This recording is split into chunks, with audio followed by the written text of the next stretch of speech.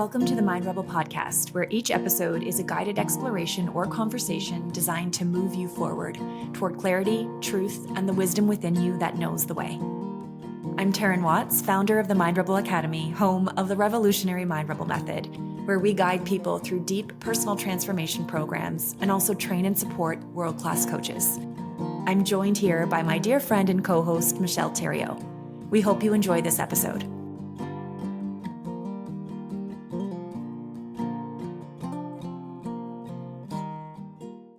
It's been a hot minute since we've recorded a podcast.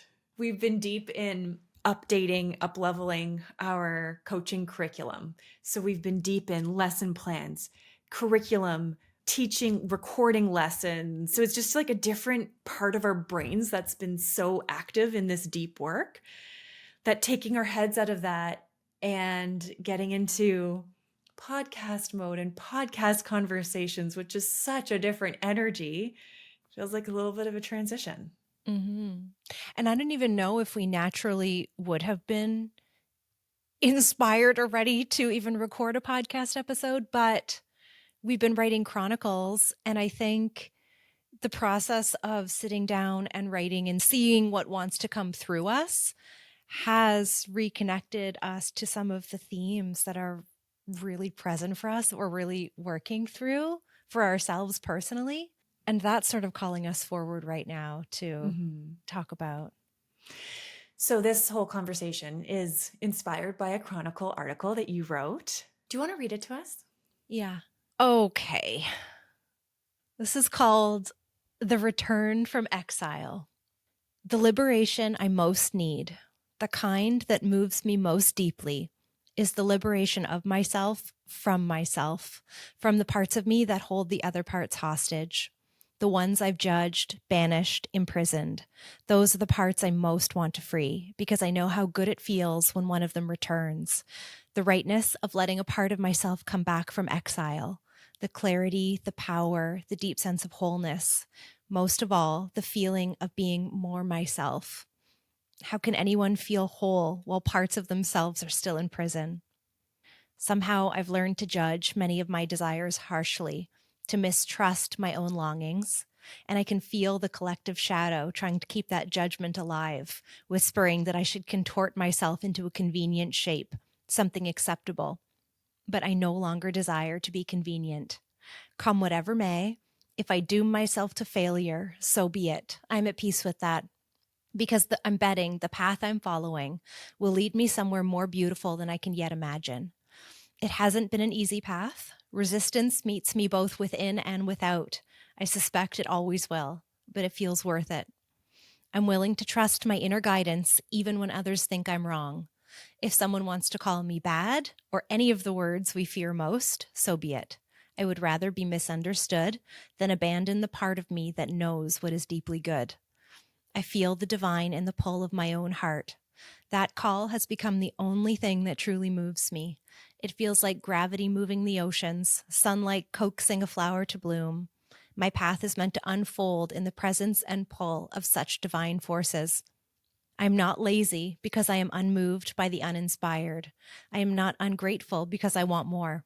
This is my path, maybe not everyone's, but mine. And perhaps this is how I die triumphant, by adoring the simplest, purest things and moving only toward my truest feelings, desires, and motivations. I know I'll be misunderstood, maybe even judged, but I won't take it as proof that I'm wrong. That's the false premise we live inside, that freedom is a virtue, but only within certain bounds, that we should love whatever we love, but not that. Follow our truth, but not there. The taboos of the moment always reveal what freedom we still resist and fear. But real liberation has never been about convincing anyone else. It's not about being accepted or understood. It's about accepting myself, understanding myself, honoring myself without reservation. This life is my own experiment. I want to see how it turns out when I live this way, when I love this way, when I trust myself this deeply. I love feeling free. That feeling didn't come easy. I worked for it as much as anyone has ever worked for anything. It has been the daily work of my life, and it will continue to be, because every time I free another part of myself, I become more whole and more willing to live the truth of who I am. Whew. I love what I wrote. I I love it so much. love what you wrote.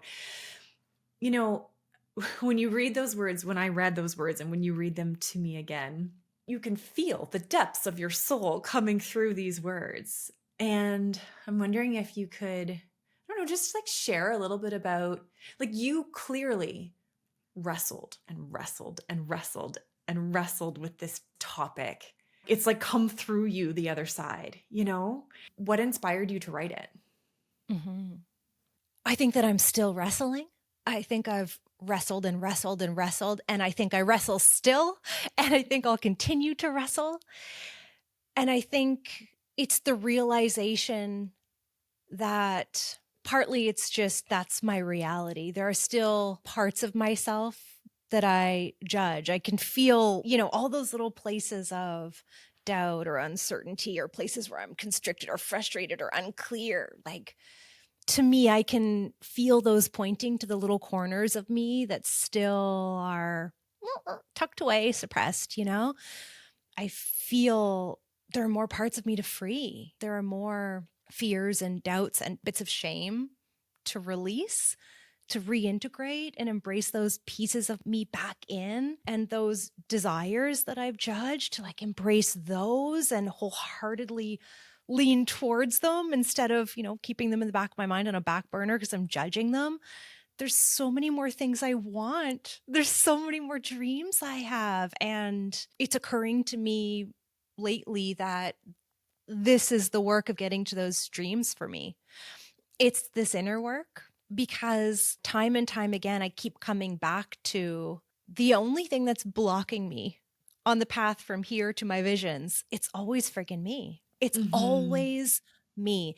Even when it seems like there's an external obstacle, I swear every time I follow that thread and explore, it turns out that something in me is the obstacle and it's making me look at things a certain way, or my own blocks often obscure my remembering of my own power, my own sovereignty, my own choice.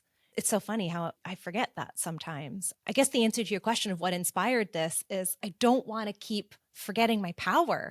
I don't want to keep forgetting that I have all of the choice and freedom and power in the world. And I want to move into a version of myself that remembers and chooses and keeps moving in this direction. I can relate to so much of what you're saying in my own experiences and my own themes that are up in my life. But what are some examples that you could share that you feel comfortable sharing publicly on a podcast that reflect this? Mhm. So many people have heard my vision statements before, the many iterations. So it's like, in some ways, whoever remembers the essence of my vision statement will know that there's a lot of really lovely, enchanted imagery. So much of my vision, there's this essence of things almost being like magical, enchanted, too good to be true. Like, I feel like my vision paints this picture of something that even to me sometimes feels not like life on earth, but like a fantasy or like heaven on earth. Like, that's the energy of so many things that I want, to be honest, is something that even to me makes me go, this feels too good to be true, because whatever it is, it feels so good to me. Then my mind is blown. There's awe, there's wonder, there's joy, there's pleasure. I have a lot of examples of those things, but the common thread of all the examples of there's a lot that I want. That's a lot. I want a lot. There's like a really high bar of what I want to feel with the things in my life. It's a really high, and it's not that I unsatisfied in the places where I'm not there yet, but there's a lot more I want. So you wanted me to be specific and concrete. So there's so much more that I desire and want to call in. And also, right now in this moment, when I look around, there's a lot that's here that already melts my heart, makes my heart explode, makes me think, oh gosh, I'm so lucky. And I think because the process of working towards and calling in what I have now. And also the process I'm still in of looking forward to all those things I want to continue to call in. I've often worried that I've been wanting too much. And I think because I've often worried that I've been wanting too much, I've had the opportunity to have that reflected back to me by the people and worlds around me over and over and over and over again. And it's like every time I feel myself stretching for, yeah, but I desire even more. And I lean into the, what if I actually just accepted that and honored that and like invited it in, was ready to receive more? It's felt like every single time I've had to face resistance from the outside world that was mirroring my own doubt and inner resistance. So there's a million examples. An example is right now, something that's already here is, gosh, this year in the MRA, we're sinking into some pretty amazing new alignment and flows and way of working.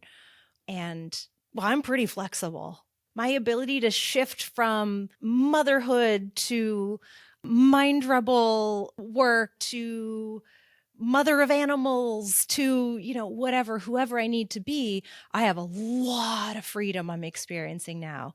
And it feels really, really, really good. And I want even more freedom, but I notice that's an area where I notice people around me, I hear or feel a lot of, that must be nice. Well, you have that because of that, and I can't have that. Would be nice to be you. Like I hear and feel a lot of that in the words, both actually hear those words or hear the undertone in some conversations around. And if I didn't worry that a part of me was entitled or wanting too much or asking for too much, I would just brush those things off. I wouldn't care. But because there's a part of me that's always worried, am I too lazy? Am I too soft? Am I sensitive? Do I want too much? Is my bar too high? When I hear those, my belly tightens and I go, ugh, and I have a lot of self-doubt and I have to breathe through it and wrestle with it. And it's an invitation to release that little part of me that was worried that my desires were too much. And it gives me the opportunity to settle deeper into the, why does something that feel good to me, why do I have to worry that it's bad? What if it's not? What if it's just good? What if my desires are good? I probably have a million more examples. Maybe they'll come up later, but that's the gist. And that's an example. It is amazing that a judgment or a comment or a perception of someone else like truly can only hurt us if it is something that we ourselves are wrestling with or something's raw inside of ourselves. Like I have a different narrative. We've talked about this all the time. I'm always in shock and in awe of you of like, oh, that thing that person did or said didn't like trigger you and like make you want to hide away and never like show your face again. Like I'm always in awe of you because of the things that trigger me in that way don't trigger you, and vice versa. The things that trigger you don't trigger me. And I think that's really fascinating that it's like the little limiting beliefs and the insecurities and the things that we tell ourselves. It's only those things that when other people perceive us, reflect us, judge us, it's only really those things that can actually sting and hurt. And so just going back to your point about, it's not that we have to change people's perceptions, judgments. That is like a futile effort. It's just the only thing we can change is like the tender parts of us that somewhere deep inside believes those things to be true. Yeah. Do you want to know another example that's just coming to mind? Yes, I do. Remember a week or 2 or 3 ago, I don't know when, there was a day where when I felt your energy in the day, there was something in your energy and I thought, oh, she's annoyed with me. And I was like, oh, I think I can feel it. Taryn's annoyed with me.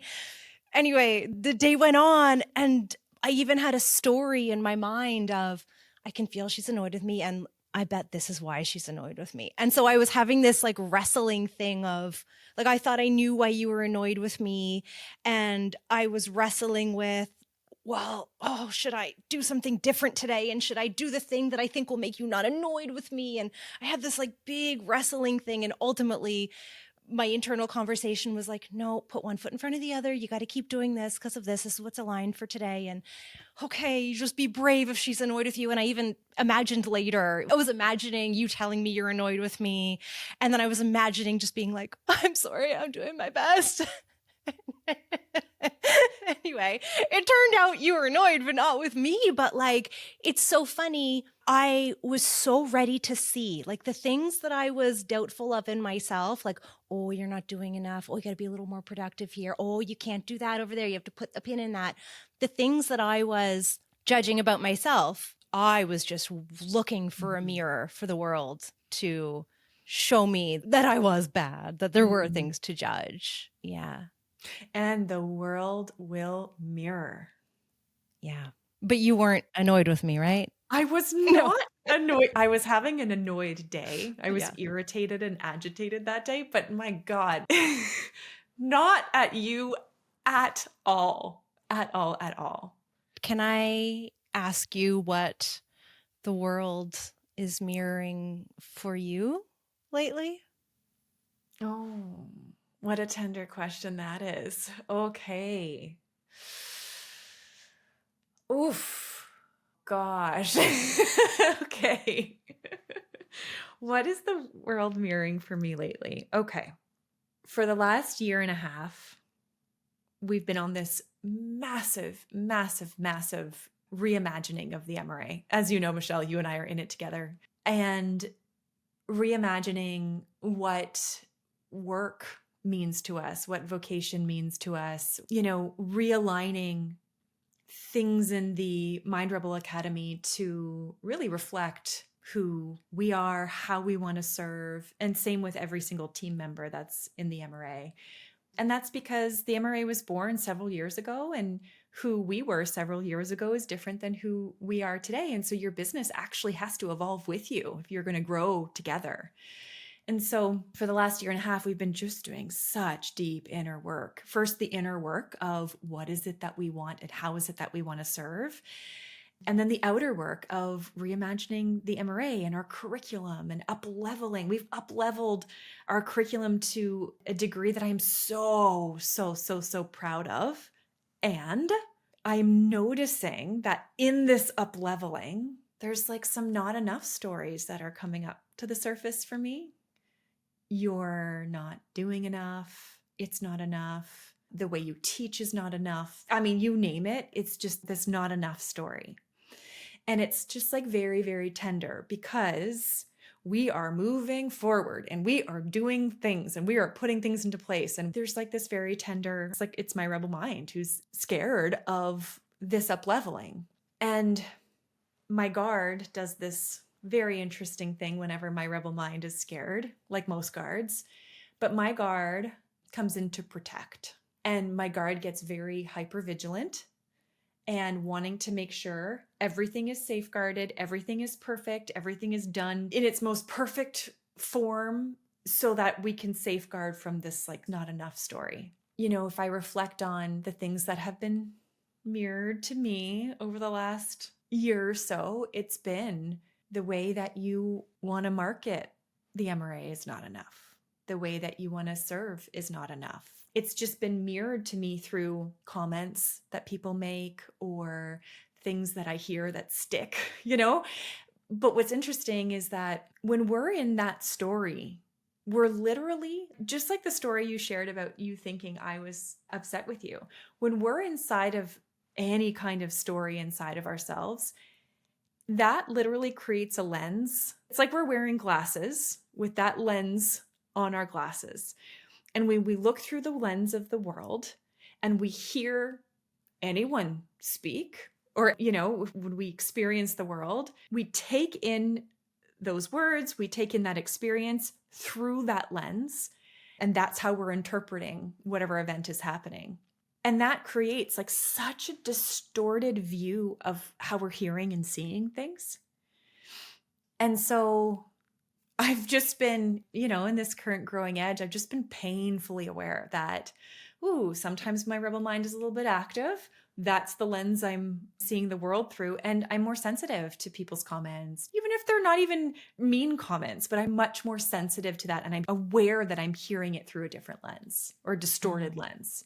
As you were talking, I just had this realization of something that happens inside of me when the world is mirroring my doubts in that similar way. I realize that, there's a part of me, even my most scared rebel mind self, there's a part of me that's so deeply wired with this fiery sense of I will not conform. I will not be limited by your limitations. Like it's very wired in me. And so there's a part of me that's like, no, no, no, you can't drag me kicking and screaming into your box, into your limitations. But what my guard does is my guard thinks the only way I can be free, the only way you won't put me in the box is if I convince you that you're wrong and I'm right, that I don't need to be there. Not even that you're wrong for yourself, but my guard feels like I need to prove to you why I don't need to fit inside that box or I don't need to follow those rules, which is the craziest, futile waste of energy that would forever suck me dry. And I notice how much energy that takes from me and how much energy it has taken from me over my life, because I'm the type of person who has invisible arguments in my head that go on for hours and hours and hours. Like I'll be in the shower going back to an argument, a conversation, one that maybe has happened or hasn't happened, and I'm going back with all my points. It's like my guard can't let it rest until I've made every point, and it doesn't want to rest until that person goes, okay, you're right. You don't need to go into that box. And so I'm like literally pinning all of my freedom and all of, the permission for my dreams and my desires on like convincing somebody else. And I think that's something that's really landing for me lately is seeing that behavior of my guard and going, oh no, that is not freedom. And that's never going to be the way to freedom. My authentic self knows, oh my gosh, like let them think whatever they want. Let everyone think whatever they want. I'm free the very second I'm willing to put that down. And that feels so good. That's the message of my authentic self coming in lately. And that's starting to anchor in. Don't waste one more precious second trying to get even one human on board. Just go full force where you want to go. Trust yourself enough that the mirroring doesn't make you doubt yourself. Yeah. I've had some similar realizations about my guard lately, Michelle. Again, totally different narrative, very, very similar themes. I think that's why your Chronicle article just like touched me so deeply, because I could feel myself and my story in your words and your experience. But since I became an entrepreneur, I always say, I think my guard was born, was created inside of me when I became an entrepreneur, because something pretty drastic shifted in my environment when I became an entrepreneur. Before I was an entrepreneur, I very much could contort myself into a box. In fact, I actually think my rebel mind is the exact opposite of yours. I think my rebel mind would love to just be very like the quiet wallflower in a box, very, very safe, very secure, no risk, no like surprises. I think that's where she would feel the actual safest. When I think about life, in the corporate world, I was not, who I truly was. I was like very much in a box and very much contorted myself to fit there, but it was safe. And leaving that and becoming an entrepreneur, part of my job is now to fully be myself. I have found a craft where I can fully be myself in coaching. Wow. And now I'm going to create a business where I can just fully be myself and fully express myself. And that is actually like, that's all I need to do. Of course, there's a bajillion other things that need to get done, but really that's at the heart of it. That's a huge difference. Like it was a huge shift. And the biggest fear I had making that leap was the judgment of others, of what will people think? What will people say? What will that person from high school who knew me when I was I don't know, a rebellious, confused, lost 18-year-old think of me if they ever hear me or see me on social media? And that's a sentiment I've heard from some of our alumni in some of our classes.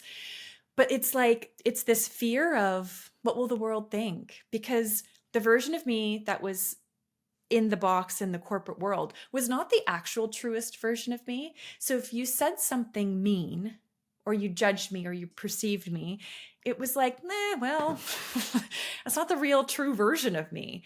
But when you are just bearing yourself and you are just completely and utterly yourself, and someone judges you, has something mean to say, attacks you in some way, you're not hiding behind anything. It's like they're saying it to you.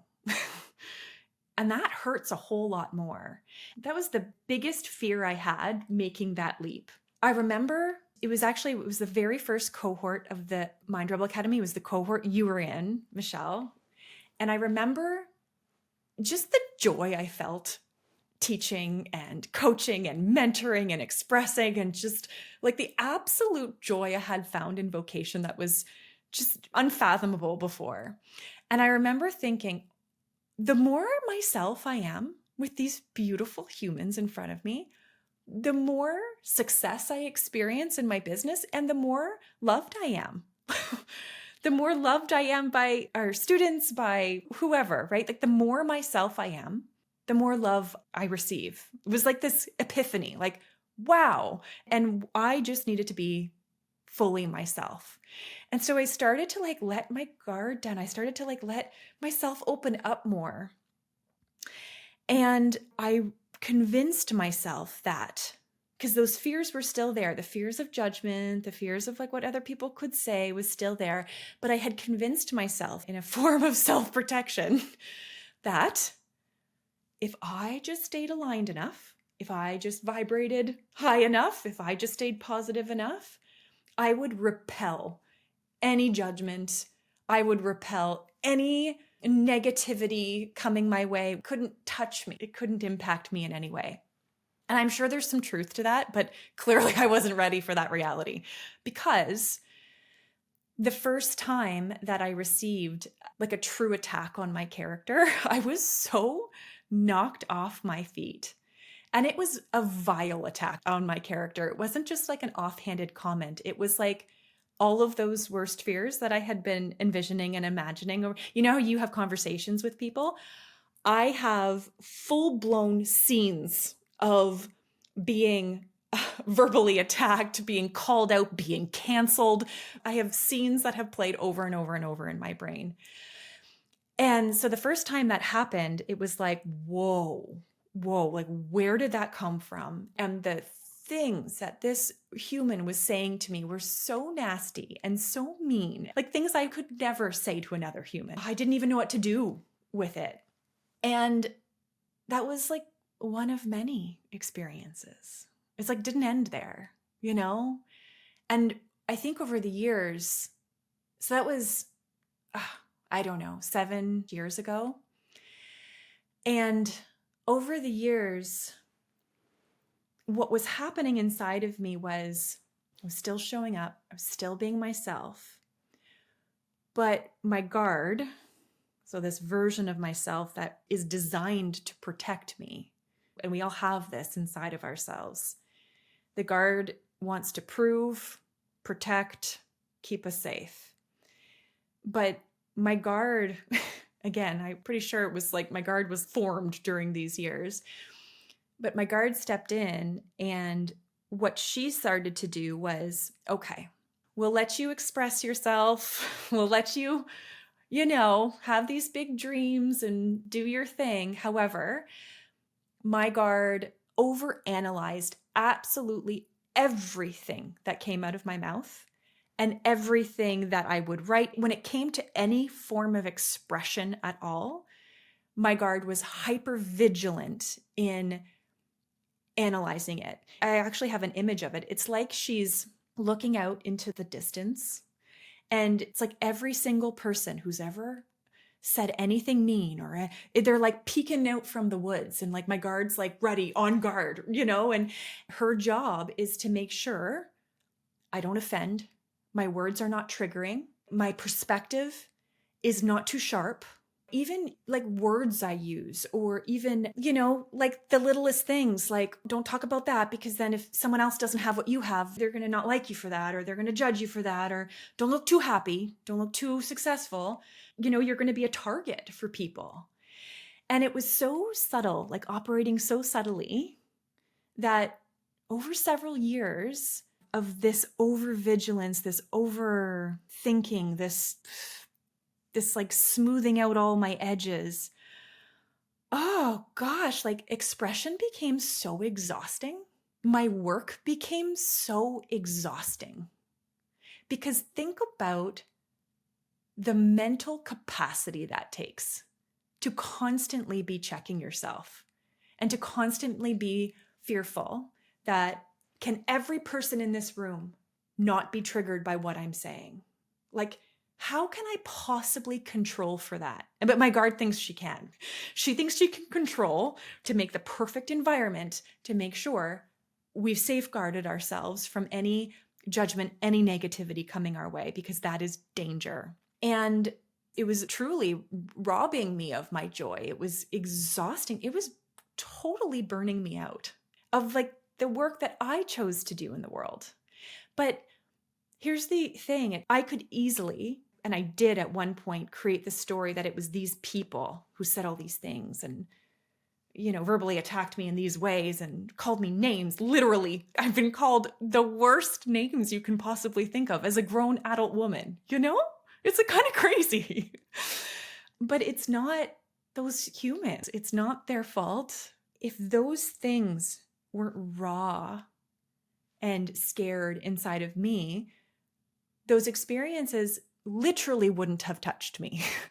Like those experiences would have been like, oh, okay. You know what I mean? It's like, it's just highlighted the thing that I needed to be with, I needed to look at, I needed to feel through, and really come back into wholeness inside of myself. Because what an exhausting way to live. And I think about that, and I think about, no wonder there was a point where I said to you, Michelle, like before we started reimagining the MRA, and we created a whole program around this called the Vocation Incubator. But there was a point where I said, I'm not sure how much longer I can do this. Like that was such a shocking thing for me to say, because this business is my third baby. But it's not that I couldn't do this work. It's that I could not operate in that old way of being in this work. I couldn't. Like something inside of me had to be painfully brought to the surface to be healed to get to this next chapter. It's amazing how hard it feels sometimes, how much resistance you encounter, inner and outer, how much it pushes you to your very edge sometimes. This process of facing and feeling your fears, looking at your doubts and square in the eye and doing like an honest inventory, and then finding the perspective of your authentic self through all of these challenging moments, dynamics. You said that to me so many times. I don't know if I can keep doing this. It wasn't even just once. Like life and the universe and all of the realities of, creating this business pushed you to your very, very, very, very limits more times than I have fingers, I think. I have similar examples where I felt like, any more and I'll break. And it's so interesting, like sometimes we talk about the path of least resistance. And then, about like this path of least resistance, that's like the easiest way. And earlier you were mentioning the belief that if I'm just so aligned, like all of this stuff will be repelled off of me. But, like the authentic path and the path of least resistance, it's so funny. There's like, maybe it's a misnomer. Maybe we need to rename it, or, it's just, there's a really interesting paradox there at the very least. The most direct path to your authentic self, to the most authentic life that wants to express through you, it really invites you to walk through the fire of such crazy, crazy challenge and resistance and fear.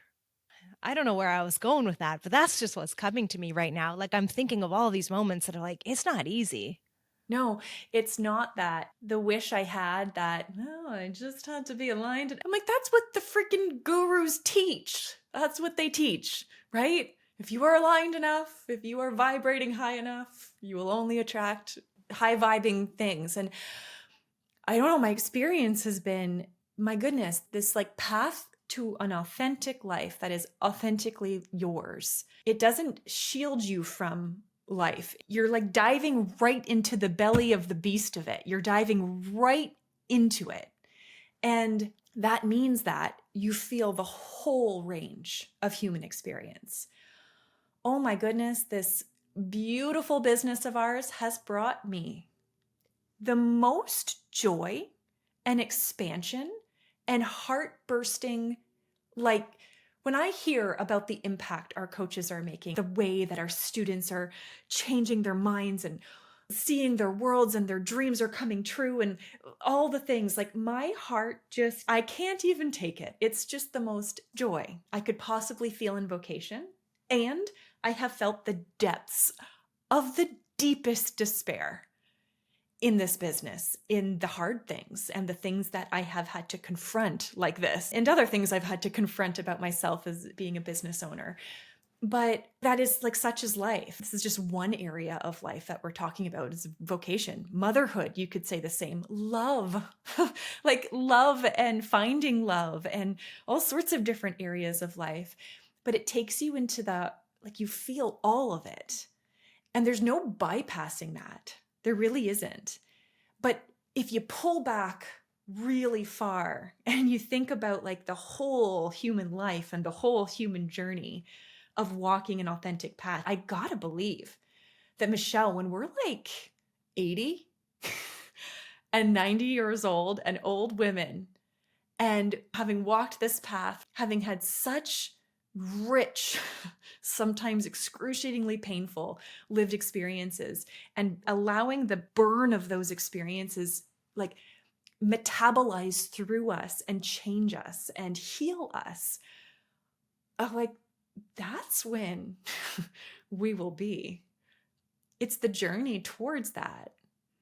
And I was going to say challenge, but to me, it's less about the micro challenges. Like I often think of it as themes. This has been a theme of my life for the last 7 years. Truly, it really, really has. It's been this undercurrent. I thought I was over it. Oh, nope, nope. But it's been a real strong, heavy theme for the last 7 years of my life.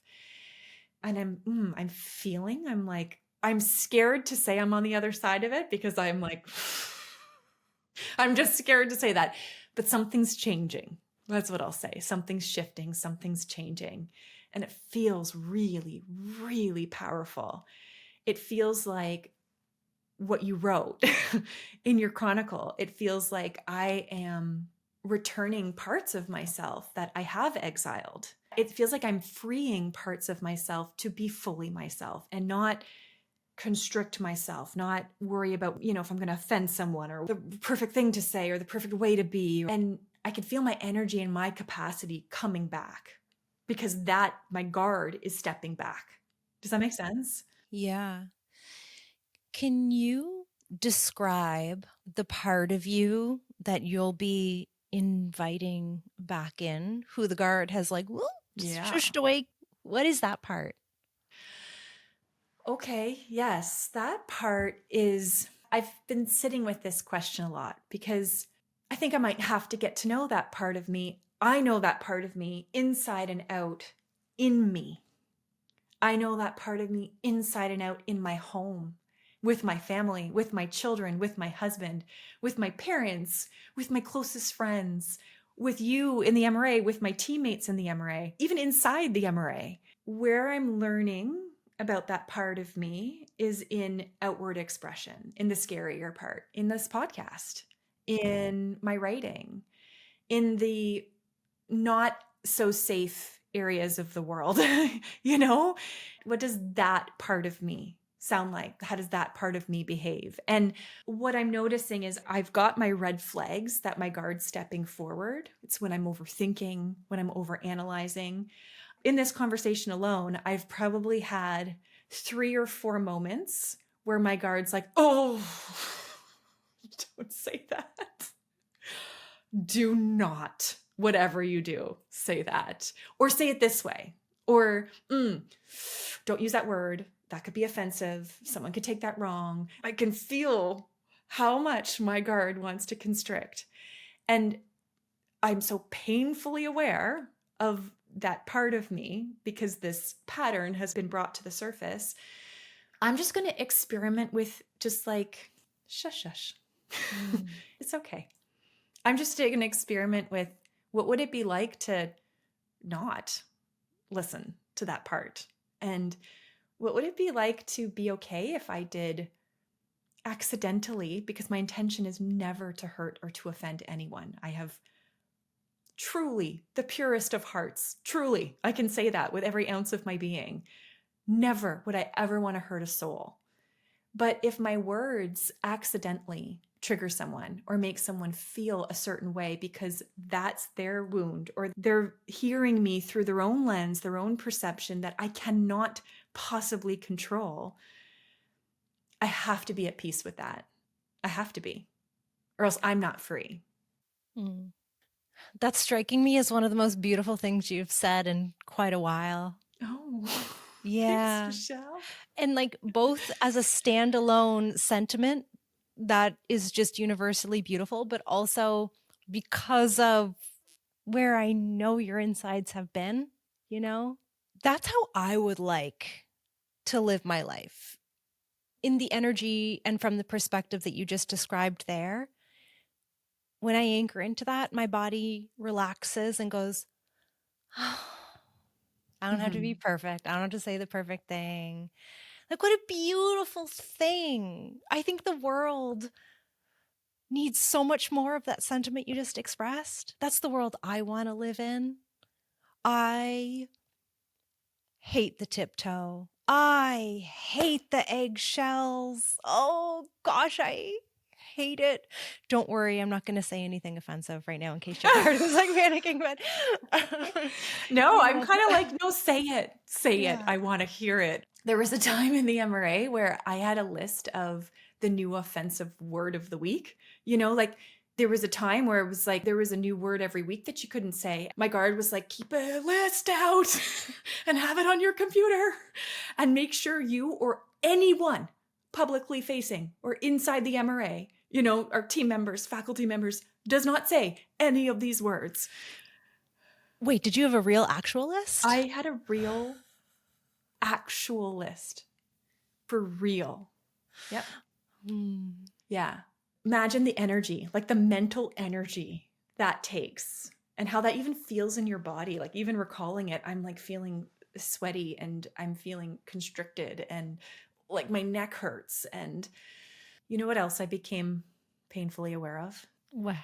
Was that as my guard was hyper vigilant of like the judginess and like the judgments of others, the perceptions of others, what almost went hand in hand with that was I became judgier as a human towards others.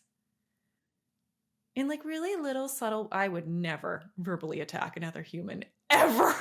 It's like not in my DNA at all. However, I could feel myself judging other people. And what a yucky feeling that is. You know, what a repulsive feeling that is. I don't like to be judged. And therefore, I don't want to judge other people. I don't like the energy of that. But I could feel myself. It's true what they say. You judge in others either what you dislike in yourself or like parts of yourself that are unhealed or unintegrated. You know, otherwise there'd be nothing to judge. So this mirror is almost like it's got like this reverse effect. It's like the world mirrors to us these parts of ourselves that are unhealed. And we're also mirroring out to the world the same parts that are unhealed. And oh gosh, imagine the energy that gets saved inside of you once you do the healing. And that's what I've noticed. As I healed these wounds, my external judgment started to really dissipate and started to almost like just like fade away. to the point where I was like, wow, why did that person ever trigger me then? Or why was I ever in judgment of that other human? Or why did I think that way? The lens changes. As we change, the lens changes. Yeah. We have some pretty amazing dreams for ourselves in the MRA. And when I imagine these dreams and visions that we have, I'm like, this is going to be great on like so many levels. And as I imagine and as we walk like in that direction, all those new things where we're breaking brand new ground, I know there's going to be new fears and doubts and judgments to face inside of ourselves. I can feel the flavor of those already. Like, the next few steps ahead of the new ground and the new things we want for ourselves in the MRA and the people we want to reach and whatever. I can feel the doubts and the fears. So it's not like the path will ever be without those things. Every time you are stretching and breaking new ground, there'll be new things. But I can see that now when I look back and I think about the areas where I have what I once dreamed of and it's fully here. And I think about how I used to doubt myself before and I can't relate to it at all. I think about when I was so desperate for love and the kind of relationship I wanted, and I was having all of these relationships where I was not getting what I wanted. And like the bar was not being met. But instead of going, woof, no, you're not what I want, you're not meeting my bar, when a person would tell me I was being ridiculous, I would worry that was true. And there was so much wrestling and so much doubt. And when a person would reflect my whatever it was, doubt in myself and what I wanted, my desires, it was so challenging. And, an opinion from someone else would be so triggering for me. Now, if I heard someone express that same opinion, I don't know, it would feel like a breeze bouncing off my skin. It would be so nothing. So there's like this beautiful, again, I'm coming back to the word paradox. There's like this beautiful paradox where the path is never going to be without resistance. But remember that thing that part of you used to believe, if I'm just in alignment, things will bounce off of me. It's like not true from the get-go because you can't avoid the pain, you can't avoid the feeling. But there is truth in it. Like once you make it through, then it really is, in hindsight, oh, well, they were right. Yeah. So like that part of you was right after all. Like at the end of the day, that part of you is right. Yeah. Yeah, absolutely. Can we talk about one other little tangent of that chronicle that I wrote? Yeah. There's actually like a few themes woven into that chronicle. You kind of can't pull them apart.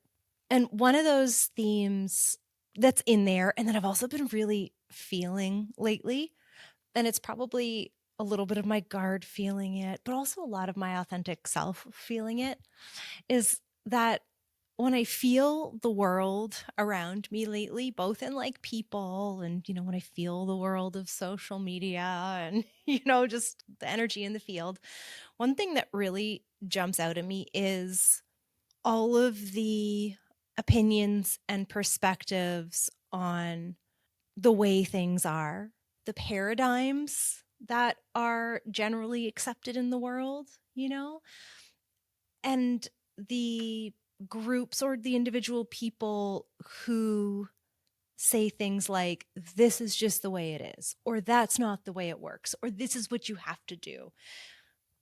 Sentiments like that, maybe always, but right now are really sticking out to me because, one, like I said, I've never wanted to be bound by somebody else and their perspective.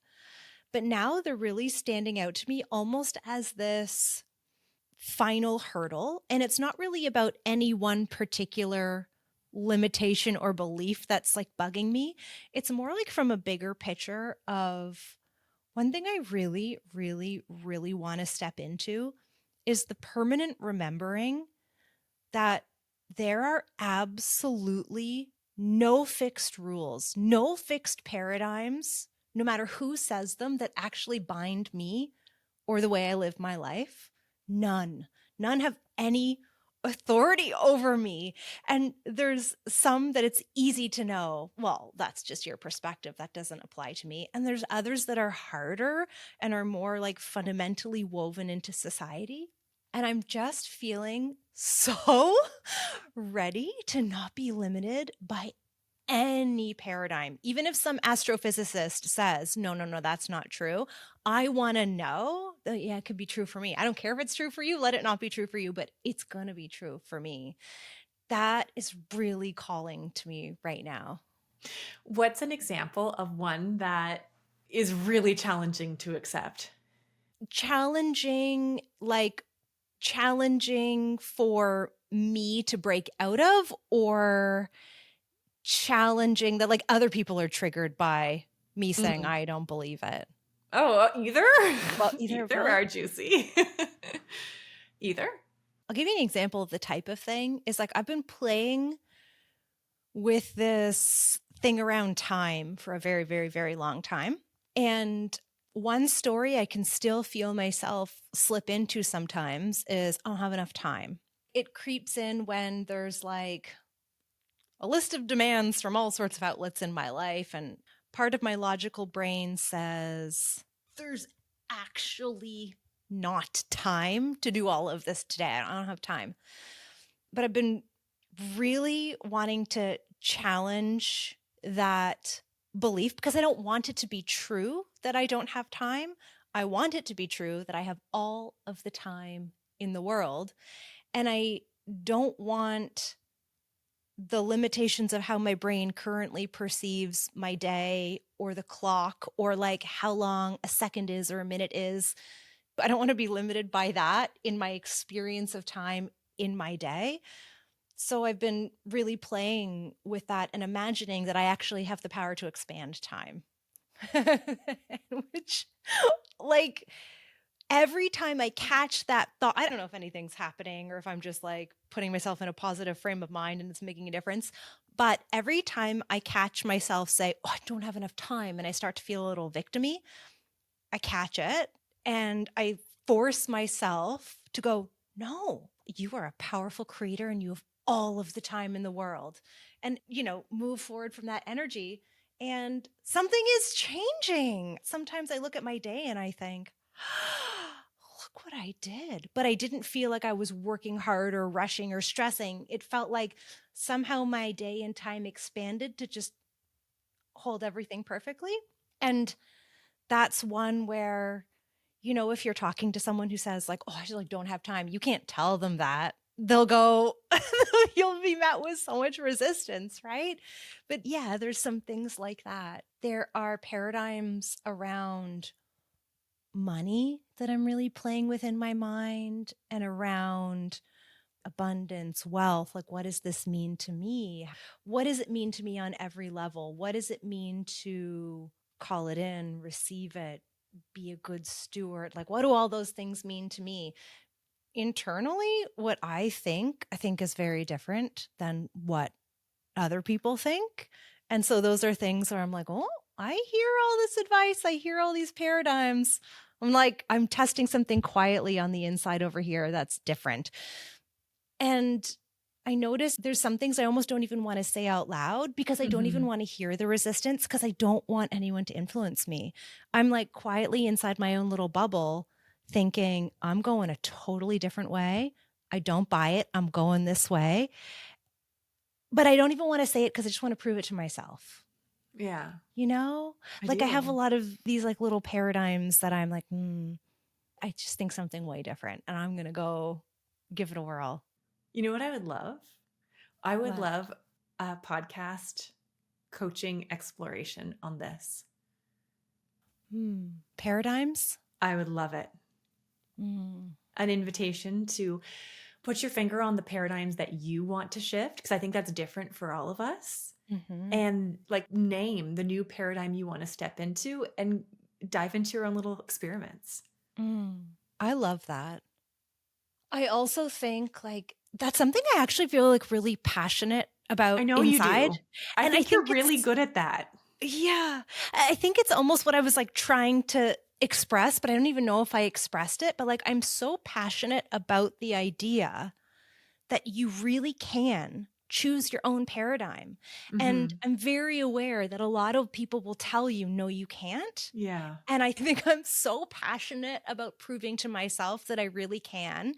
And it matters so much to me.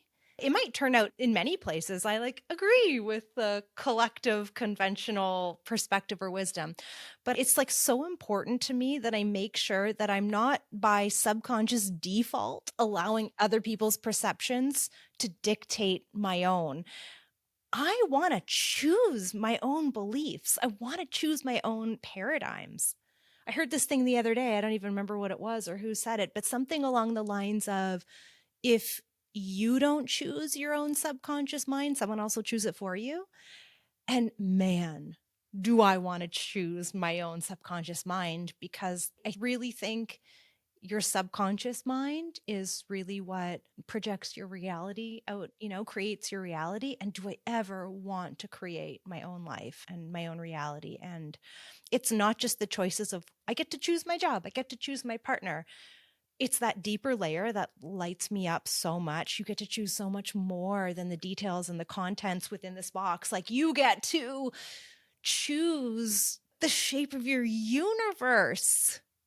I think that's where I am. That is what is lighting me up. That's what I'm passionate about right now. Okay, good. We're going Okay. to bring this back. Okay, let's do it. I love it. Thanks for tuning into the Mind Rebel podcast. If you're craving a space to go deeper into explorations like these, visit themindrebel.com to learn more about our flagship program, The Mind Rebel Method. Whether you're feeling the call to become a world-class accredited coach, or you're simply yearning to live a life more true to who you really are, this is where your next chapter begins.